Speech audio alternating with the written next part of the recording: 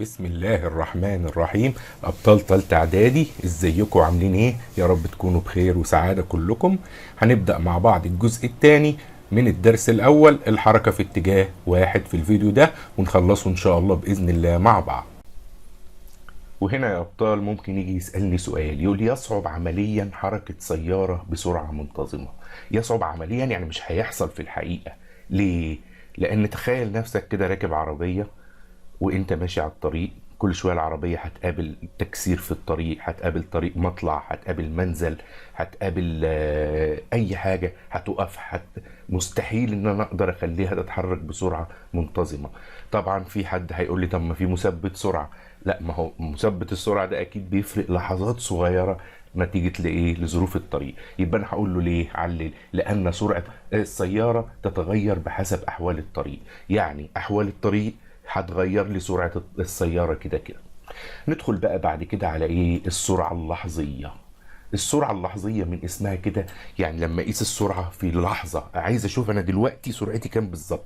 يعني انا مثلا راكب عربية، عايز اعرف دلوقتي السرعة كام. طب هعمل ايه؟ هبدأ بقى اقيس الزمن والمسافة؟ لا، بدأوا الصناع يزودوا السيارات والطائرات، كل حاجة بتتحرك بعدادات مثل عداد السرعة والمسافة والكلام ده. ليه؟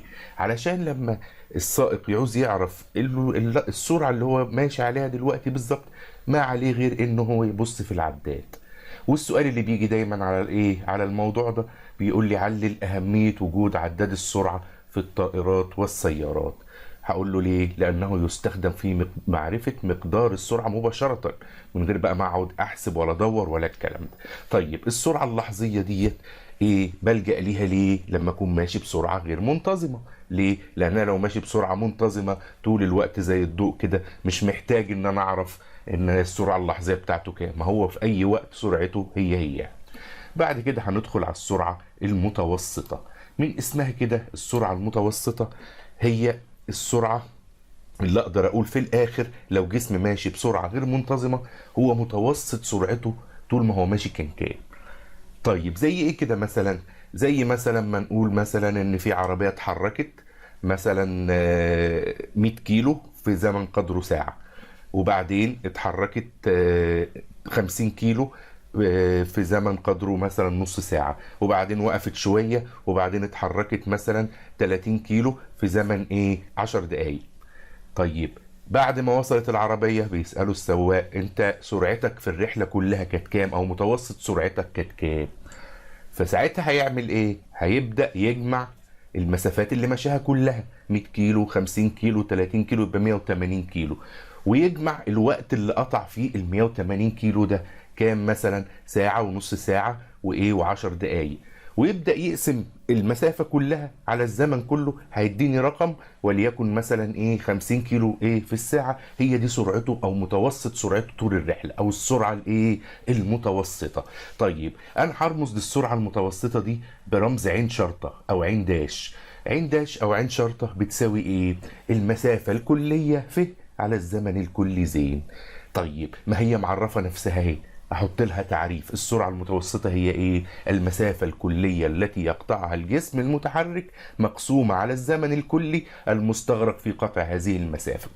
يعني من الاخر المسافة الكلية على الزمن الايه الكلي. طيب السؤال بيجي عليها برضو، احد الاسئلة اللي بتيجي عليها مثلا ممكن يقول لي ايه؟ يقول لي ما معنى ان السرعة المتوسطة لقارب 30 كيلو متر كل ساعة؟ ارجع للتعريف. تعريف السرعة المتوسطة كان ايه؟ كان المسافة الكلية مقسوما على الزمن الكلي. هقول له ايه؟ اي ان المسافة الكلية التي يقطعها القارب خلال ساعة، وهنا طبعا هو حدد لي ان الزمن هو ساعة، يبقى خلال ساعة واحدة تساوي 30 كيلو متر. مش محتاج اجمع هنا، هو بيقول لي ده سرعته المتوسطة، هو جمعها خلاص، 30 كيلو لكل ايه؟ لكل ساعة.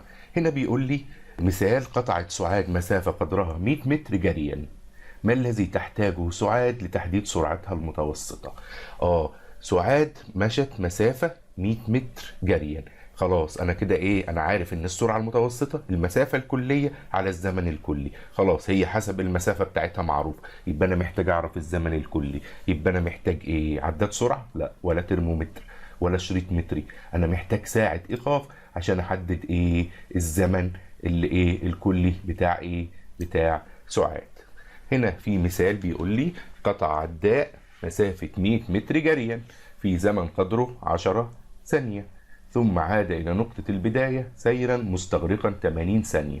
احسب السرعة المتوسطة للعداء أثناء رحلة الذهاب ورحلة العودة ورحلتي الذهاب والإيه والعودة. هبدأ أشوف المعطيات اللي هو مديهالي. مبدئيا هو عايز إيه في رحلة الذهاب ورحلة العودة ورحلتي الذهاب والعودة. السرعة المتوسطة يبقى عين شرطة، عين واحد شرطة، وعين اتنين شرطة، وعين تلاتة شرطة. هو محتاج التلات ايه سرعات المتوسطة دي. طيب هو مديني فيه واحد أول مسافة اتحركها العداء جارية 100 متر في زمن قدره قد ايه 10 ثانيه، يبقى الزمن ده ايه زين واحد. ما هي دي الرحله الاولى، انا عايز الايه رحله الذهاب دلوقتي، عايز اجيب سرعته المتوسطه في رحله الذهاب.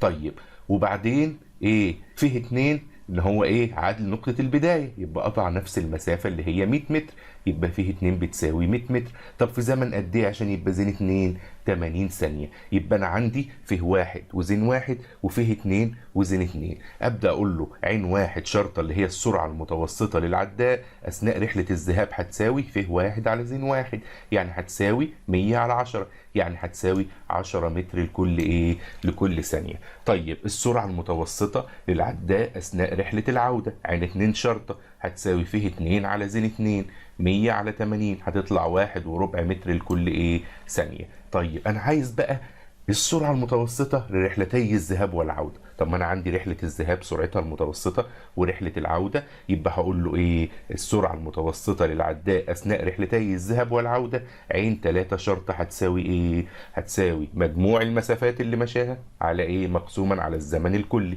مجموع المسافات كانت ايه كانت فيه 1 زائد فيه 2 يعني 100 زائد 100، والزمن الكلي كان زين 1 زائد زين 2 يعني كام 10 زائد 80. هقسمهم على بعض هيديني 2.2 متر لكل ثانية، ودي تبقى عين ايه شرطة 3 اللي هي السرعة المتوسطة خلال رحلتي الذهاب والعودة. مسألة كمان تحركت سيارة مسافة 100 كيلو متر في طريق رئيسي لمدة ساعة. اهو الطريق الرئيسي تحركت فيه ايه السيارة مسافة كيلو متر لمدة ساعة، ثم انتقلت الى طريق فرعي كما يتضح في الشكل المقابل. ادي الطريق الفرعي إيه لتقطع فيه مسافة 20 كيلو متر في نص ساعة. ما السرعة المتوسطة للسيارة في هذه الرحلة؟ طبعا في بطل هيقول لي هي مجموعة ايه المجموعة المسافات او المسافة الكلية على ايه مقسوما على الايه الزمن الكلي. طبعا المسافة الكلية عندي كام 100 كيلو زائد 20 كيلو تبقى 120 كيلو تمام. والزمن الكلي عندي ساعة ونص ساعة، انا عايزها بالكيلومتر في الساعة ما هو طالبها مني، يبقى هتبقى 1.5 1.5 ساعة 1.5 ساعة. ما هي كده ايه ساعة ونص بالنسبة لايه للساعات تبقى 1.5. هقسم 120 على 1.5 هلاقيها بتطلع لي كام 80 كيلو متر خلال الايه الساعة. يبقى السرعة المتوسطة للسيارة 80 كيلو متر خلال الساعة.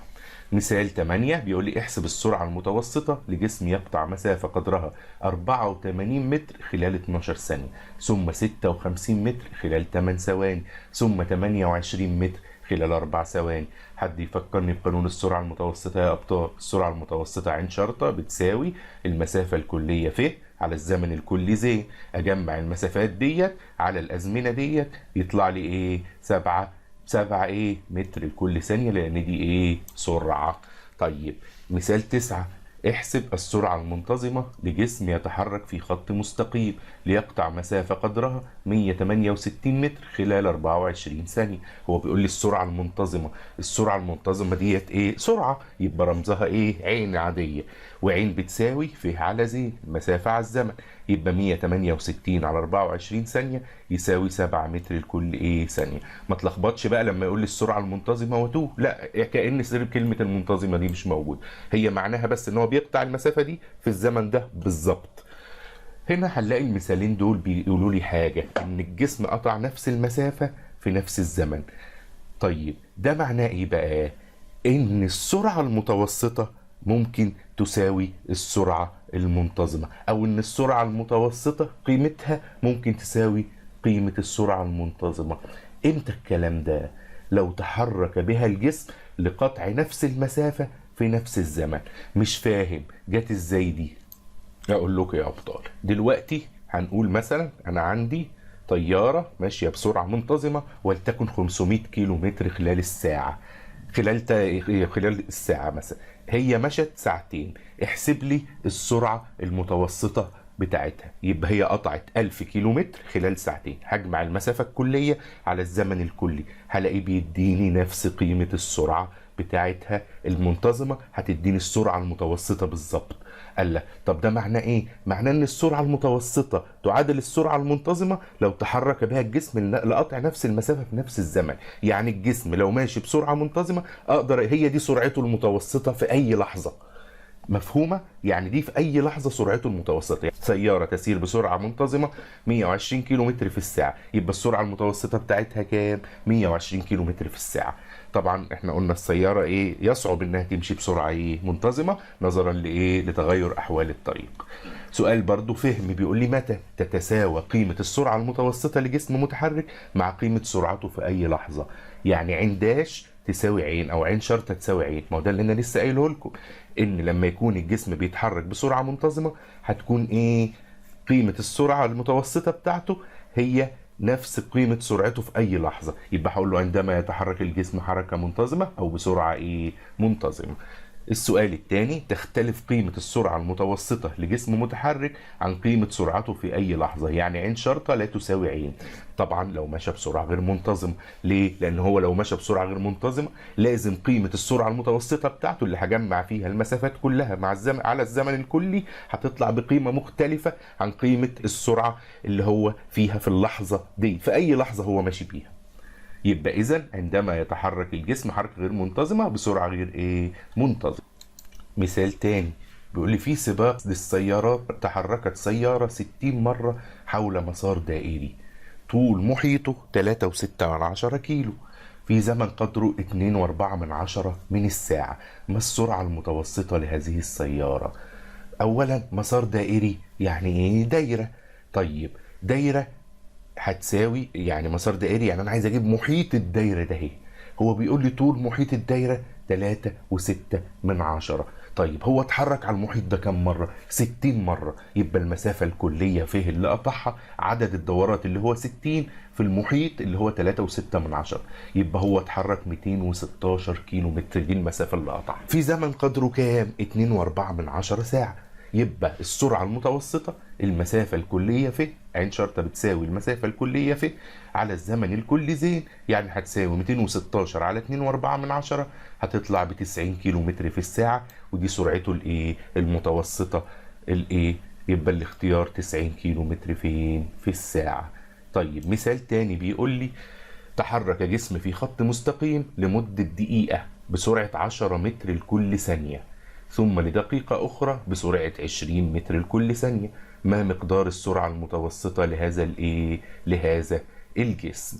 طبعا أنا عندي دقيقة وعندي دقيقة، وهو جايب لي السرعة بالثانية والإجابات بالثانية. يبقى أنا هحول الدقيقة لثانية، من كبير لصغير بضرب، يبقى هضرب في 60. طيب هو هنا تحرك إيه؟ في خط مستقيم إيه؟ بسرعة كام؟ 10 متر لكل إيه؟ ثانية، وهنا 20 متر لكل إيه؟ ثانية. مبدئيا المسافة هتساوي إيه؟ ارجع للمثلث، المسافة هتساوي السرعة عين في الزمن زين. طيب المسافة الأولانية اللي قطعها، ما أنا عايز أجيب عشان أجيب السرعة المتوسطة محتاج أجيب المسافات الكلية وأقسمها على الأزمنة الكلية. طيب هو مديني الأزمنة ومش مديني المسافات، بس مديني السرعة. يبقى أنا هجيب له إيه؟ فيه واحد المسافة الأولانية عين واحد في زين واحد. السرعة عين واحد كانت كام؟ كانت 10 متر لكل ثانية، يبقى 10 لمدة دقيقة ده الزمن، يبقى 1 في 60، يبقى هو اتحرك 600 متر في ايه؟ المسافة الأولانية. المسافة الثانية عين 2 في زين 2، يعني 20 في ايه؟ في 1 في 60 تطلع كام؟ 1200 متر. خلاص خلصت كده. اقول له السرعة المتوسطة عين شرطة هتساوي فيه 1 زائد فيه 2 على زين 1 زائد زين 2 هتطلع ب 15 متر في الثانية. يبقى الحل ايه؟ الأول هو اللي صحيح. طيب في سؤال برضو يقول لك سؤال تفكير اهو، فكر وراجع الإجابة مع معلمك. قطعت سهام بسيارتها مسافة 50 كيلو متر في نص ساعة. احسب المسافة التي ستقطعها إذا استمرت تتحرك بنفس السرعة المتوسطة لمدة 4 ساعات. هقول له ايه؟ مبدئيا هحسب السرعة الفعلية بتاعتها، سرعتها 50 كيلومتر في نص ساعة، يعني عين بتساوي فيها على زين 50 كيلومتر على كام؟ على نص ساعة، يعني على 5/10، يبقى هتساوي كام؟ هتساوي 100 كيلو متر كل ساعة. طيب أنا جبت السرعة كده، وهو مديني بيقول لي احسب لي لما يكون زمنك 4 ساعات. هقول له احسب المسافة يعني لما يكون الزمن 4 ساعات. هقول له ايه؟ ف بتساوي عين في زين. عين عندي بكام؟ ب100 كيلو متر، 100 وايه وزين 4، يبقى 100 في 4 تطلع بكام؟ تطلع ب400 كيلو متر. هتمشي مسافة 400 كيلو متر. طبعا انت تقدر تجيبها من غير حسابات، على طول بالتفكير. سيارة مشت كانت سرعتها 100 كيلو في 4 ساعات هتقطع قد ايه؟ 400 كيلو. هنا بقى شوية تنشيط لمخنا، بيقول لي ايه؟ اختبر فهمك. ما معنى قولنا ان الجسم يتحرك بسرعة ايه؟ غير منتظمة. هنقول له ايه؟ ان الجسم يقطع مسافات متساوية في ازمنة غير متساوية، او انه يقطع مسافات غير متساوية في ازمنة ايه؟ متساوية. هنا بيقول لي تحرك، طبعا دي كلها اسئلة امتحانات. تحرك جسم ليقطع مسافة قدرها 80 متر خلال كام؟ 2 ثانية، ثم مسافة 120 متر خلال 3 ثانية. فهل تحرك هذا الجسم بسرعة منتظمة؟ مع التعليل هجيب عين بتاعت أول مسافة اللي هي ايه؟ السرعة هتبقى عين بتساوي فيها على زين، هتبقى عين واحد بتساوي فيه واحد على زين واحد، يعني 80 على 2 هتطلع 40 متر خلال ايه؟ الثانية. واجيب عين اتنين، عين اتنين بتساوي ايه؟ فيه 2 على زين 2، فيه 2 ب120 على زين 2 3 هتطلع 40 متر في الثانية. ايوه، يبقى هو بيقطع مسافات متساوية في ازمنة ايه؟ متساوية. يبقى انا هقول له ايه؟ انا حسبت له الحسابات دي، هقول له نعم يتحرك الجسم بسرعة منتظمة. ليه؟ لانه يقطع مسافات متساوية اللي هي كام؟ 40 متر خلال ازمنة متساوية اللي هي كام؟ 1 ثانية. السؤال الثالث، اختر الإجابة الصحيحة من بين الإجابات المعطاة. إذا كانت سرعة سيارة تعين بالعلاقة فيه 1 زائد فيه 2 زائد فيه 3 على زين 1 زائد زين 2 زائد زين 3، فهذا يعني أن السرعة المحسوبة هي السرعة إيه؟ المتوسطة. ليه؟ لأن أنا عارفها من القانون، مجموع المسافة الكلية على الزمن الإيه؟ الكلي. السؤال الثاني بيقول لي إذا كانت عين شرطة لا تساوي عين فإن الجسم يتحرك إيه؟ حركة إيه؟ لو عين شرطة بتساوي عين يبقى هو سرعته منتظمة، لو لا تساوي عين يبقى هو إيه؟ سرعته أو حركته غير إيه؟ منتظمة. السؤال الثالث، إذا قطع شخص مسافة 3 كيلو متر بالدراجة ثم كيلو متر سيرا على الأقدام مستغرقا زمن قدره تلت ساعة. تلت ساعة يعني كام؟ يعني 20 دقيقة. يعني كام ثانية؟ يعني 20 في 60. فإن السرعة المتوسطة التي يتحرك بها الشخص تساوي كام متر لكل إيه؟ ثانية. هنحول بقى إيه يا أبطال؟ هو هنا مشى مسافة كام؟ 4 كيلو. مجموع المسافة الكلية 4 كيلو، يعني كام بالمتر؟ كيلو المتر هضرب في 1000 يبقى 4000 متر. طيب الوقت احنا قلنا تلت ساعة يعني 20 دقيقة، يعني لو بالثانية 20 في 60 تبقى كام؟ 1000 وايه و800 ثانية. هقسم 4000 على 1000 وايه و800، آسف 1200 تطلع بكام؟ ب3.3 متر لكل ثانية. هنا بيقول لي قطار يتحرك بسرعة منتظمة قدرها 90 كيلو متر لكل ساعة. احسب المسافة التي يقطعها القطار خلال زمن قدره كام؟ 20 ثانية. هنا طبعا هحول 90 كيلو متر لكل ساعة لكام؟ لمتر لكل ثانية. فاكرين الرقم كان كام؟ كان 5 على 18. يبقى هضرب 90 في 5 على 18. 90 في 5 على 18 تطلع 25 متر لكل ثانية. احسب المسافة التي ايه يقطعها خلال زمن قدره 20 ثانية. يبقى انا جبت كده سرعته، هقول له من القانون ف بتساوي ايه؟ عين في زين. عين كانت كام؟ كانت 25 وزين كام؟ 20. 25 في 20 يطلع 500 متر. هي دي المسافة اللي هيقطعها خلال زمن ايه؟ قدره 20 ثانية. بعد كده يا أبطال هندخل على السرعة النسبية. السرعة النسبية هي السرعة بالنسبة لشخص. يعني مثلا بص معايا على الصورة كده، الشخص رقم 1 اللي قاعد على الكرسي بيتفرج أو بيراقب الطريق، بالنسبة له سرعة العربية أسرع ولا سرعة العجلة أو الدراجة أسرع؟ أكيد اللي سابق العربية. طب بالنسبة له سرعة الشخص ده أسرع ولا سرعة الدراجة أسرع؟ أكيد سرعة الدراجة. يبقى إذن هو ده يعني اللي بيراقب الطريق أو المراقب. طيب إحنا خدنا المراقب ده ركبناه في عربية ماشية بسرعة ولتكن 50 كيلو في الساعة، عدى عليه عربية تانية راكب فيها شخص تاني في عكس اتجاهه ماشية بسرعة 50 كيلو في الساعة. يعني هو ماشي في اتجاه والعربية جاية في الاتجاه المعاكس. الشخص اللي في العربية دي بالنسبة للشخص بتاعنا اللي قاعد في العربية الأولانية هيعدي عليه بسرعة قد ايه؟ هيعدي عليه بسرعة جدا. هتكون السرعة ايه؟ مجموع السرعتين.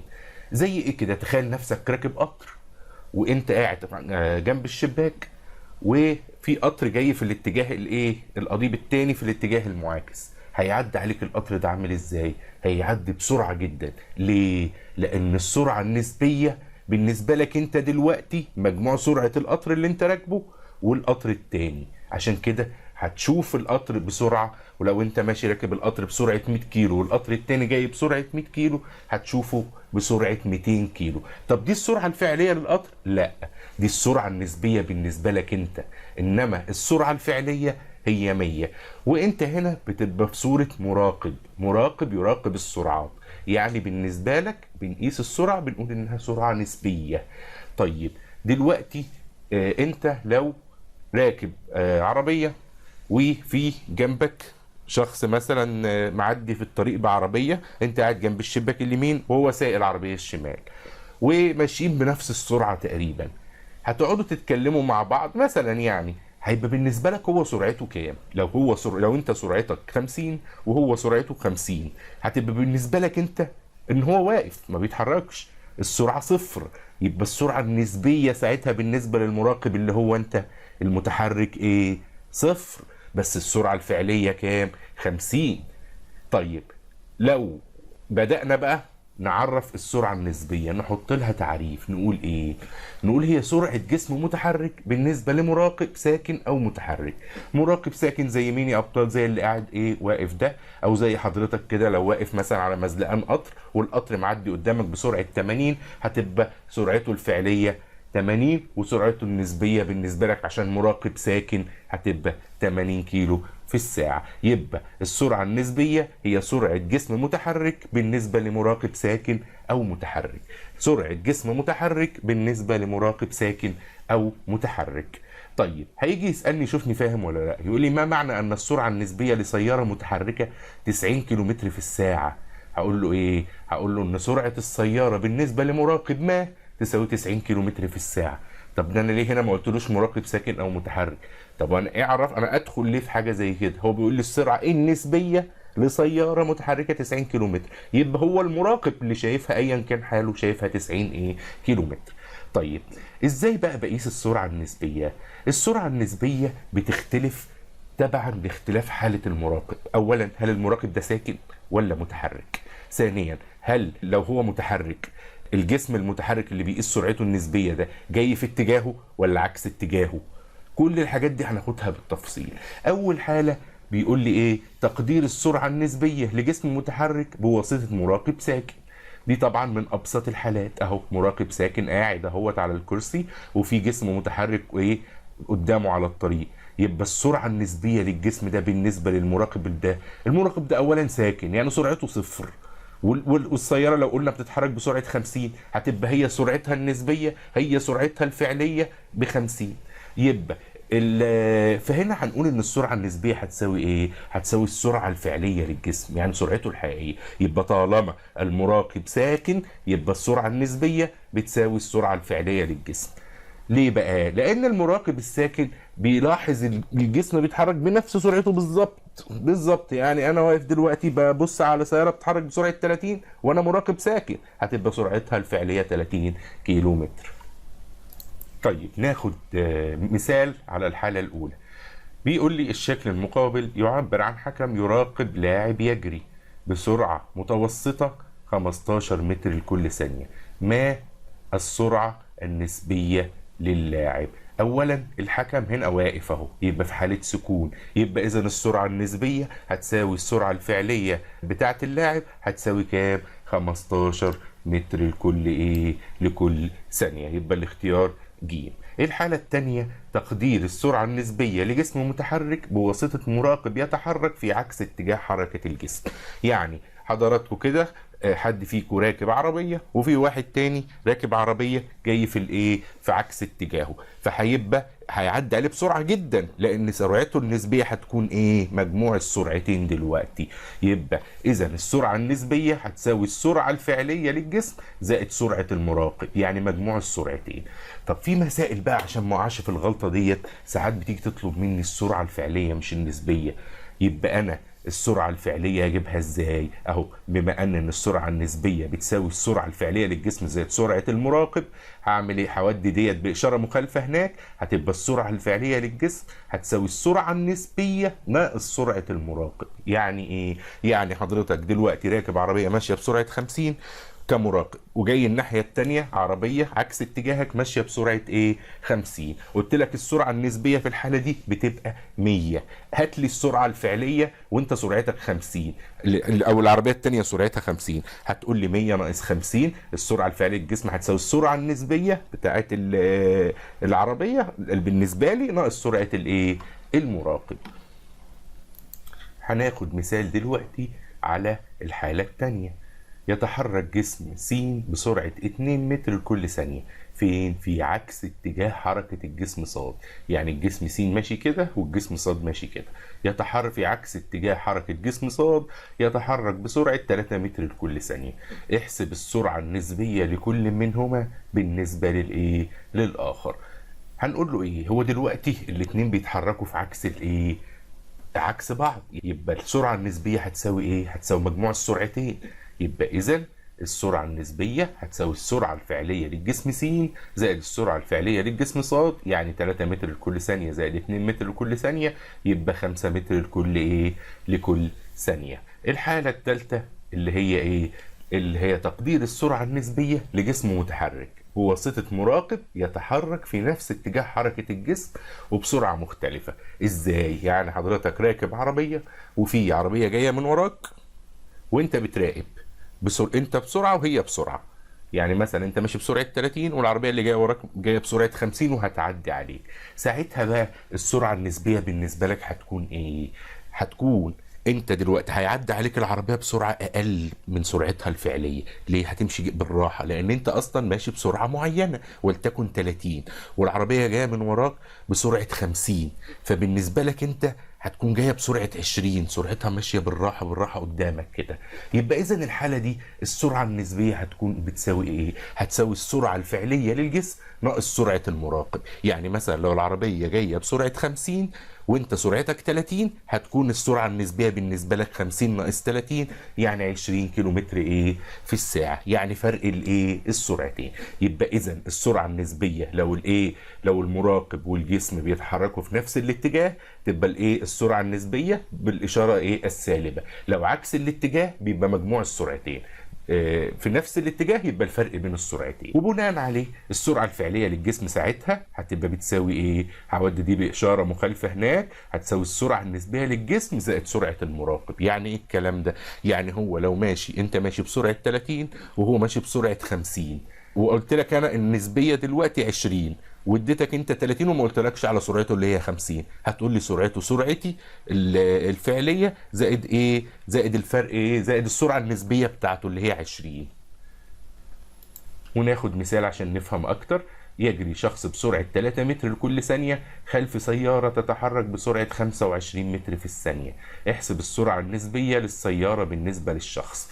دلوقتي يا ابطال اهو واحد بيجري بسرعه 3 متر لكل ثانيه وفي سياره سابقاه او بيجري وراه في نفس الاتجاه ماشيه بسرعه 25 متر في الثانيه. طيب بيقول لي اوجد السرعه النسبيه للسياره. ما هي السرعه النسبيه في الحاله دي حتى هتبقى من فرق السرعتين، يعني هقول له سرعه السياره ناقص سرعه الشخص، يعني 25 متر لكل ثانيه ناقص 3 متر لكل ثانيه، هيطلع لي الناتج 22 متر لكل لكل ثانيه. الحاله الرابعه يا ابطال، لما نقدر السرعة النسبية لجسم متحرك بواسطة مراقب يتحرك في نفس اتجاه الحركة وبنفس السرعة. زي ما قلت لك كده، انت راكب عربية وصاحبك راكب عربية وانتوا ماشيين في نفس الاتجاه وبدأتوا تتكلموا مع بعض مثلا، وانتوا يعني تخيل معايا كده، او انتوا اتنين ماشيين بتتمشوا مع بعض، ساعتها السرعة النسبية بالنسبة لكم هتكون كأن انتوا واقفين مكانكم، كأن انت بالنسبة لك هو بيبدو ساكن. يبقى اذا السرعه النسبيه هتكون هتكون بصفر. ليه؟ لان هتكون السرعه الفعليه للجسم ناقص السرعه سرعه المراقب، والاثنين اصلا ماشيين بنفس السرعه، يبقى هتكون بصفر. هنشوف كده احنا فاهمين ولا لا. بيقول لي متى تكون السرعه النسبيه لجسم متحرك مساويه للصفر؟ هقول له ما انا لسه قايل اهو، عندما يكون المراقب متحركا في نفس اتجاه حركه الجسم وبنفس سرعته، يبقى بالنسبه له كانه سرعته صفر. طيب الحالة الثانية بيقول لي متى تكون السرعة النسبية لجسم متحرك ضعف سرعته الفعلية؟ ضعف سرعته انا كنت فاكر مجموع السرعتين، ايوه لما يكونوا جايين عكس بعض وبنفس السرعة. يبقى عندما يكون المراقب متحركا في عكس اتجاه حركة الجسم وبنفس بنفس سرعته.